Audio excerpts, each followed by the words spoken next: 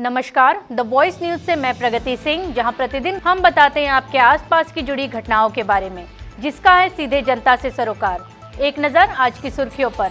संघ प्रदेश दमन के परियारी पंचायत क्षेत्र के झंपोर वारलीवाड़ इलाके में रहने वाले 54 वर्षीय विनोद रामजी वारली, जिनकी मानसिक स्थिति ठीक न होने के कारण आज से 2 साल पहले घर से निकल गए थे और लापता हो गए थे। जब 2 साल पहले लापता हुए विनोद भाई मिले तो परिवार में खुशी की लहर दौड़ गई। विनोद भाई हरियाणा के सिरसा कन्हैया मानव सेवा संस्थान से मिले हैं। मानसिक रूप से अस्वस्थ विनोद भाई 2 साल पहले सिरसा इलाके में भटक रहे थे। तब पुलिस ने उन्हें इस संस्थान में छोड़ दिया था। इसके बाद विनोद भाई ने दमन व वापी का नाम बताया।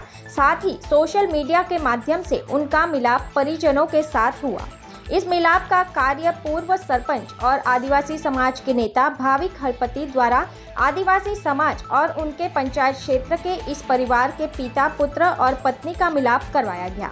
इस बारे में भाविक भाई हलपति ने बताया कि नडियाद के गुजरात पुलिस एएसआई गजेंद्र जी ने व्हाट्सएप के माध्यम से संपर्क किया था। इसके बाद विनोद भाई वारली को दमन लाने के लिए दमन कोस्टल पुलिस स्टेशन के इंचार्ज पीएसआई चेतन पटेल, दमन मामलतदार प्रेमजी मकवाणा और अन्य लोगों का भी साथ और सहयोग रहा।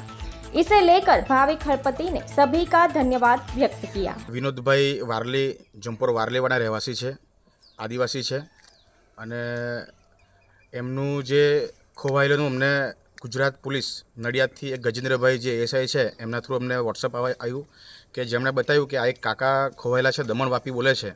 એમનું વોટ્સઅપને અમે ધ્યાનમાં રાખી અમે આદિવાસી સમાજના ગ્રુપમાં નાખવામાં આવ્યું।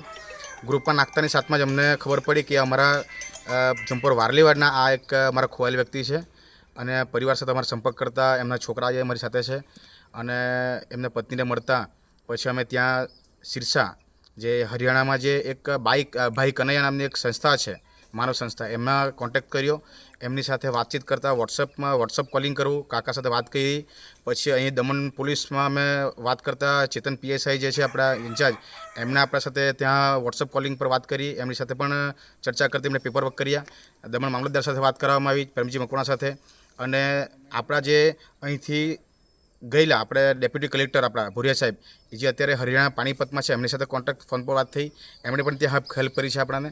અને અમે ટ્રેન દ્વારા અહીંથી દિલ્હી પહોંચ્યા। દિલ્હીથી પછી અમે ત્યાં હરિયાણા સિરસા બાય કાર ગયા અને ત્યાં સંસ્થાની અંદર જે કાંઈ બી ડોક્યુમેન્ટની જરૂર હતી ત્યાં અમે પ્રોડ્યુસ કર્યા। ત્યાં અમારા સહી કરાવી, અમને અમારા આધાર કાર્ડ પ્રોડ્યુસ કરાવ્યા અને કાકાને અમે સાથે લઈને આવ્યા છે।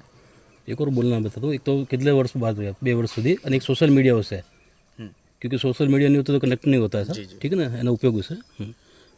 વિનોદભાઈ જે છે અત્યારે 2 વર્ષથી અગાઉથી એ ઘરથી કંઈક ચાલી ગયેલા હતા। એમની માનસિક સ્થિતિ પણ બરાબર નહીં હતી। ત્યાં જાણવા પણ મળ્યું છે કે એમને કંઈક ખેંચ આવતી હતી અને એગ્રેસિવ થઈ જાય છે ઘણી વાર આવી। ત્યાં અમને ત્યાં મેડિકલ ઓફિસરે ત્યાં અમને જણાવ્યું અને કદાચ આ સોશિયલ મીડિયાનું માધ્યમ નહીં હોત તો આપણે જોઈ શકીએ કે આજે 2 વર્ષથી માણસ ખોવાયેલો છે।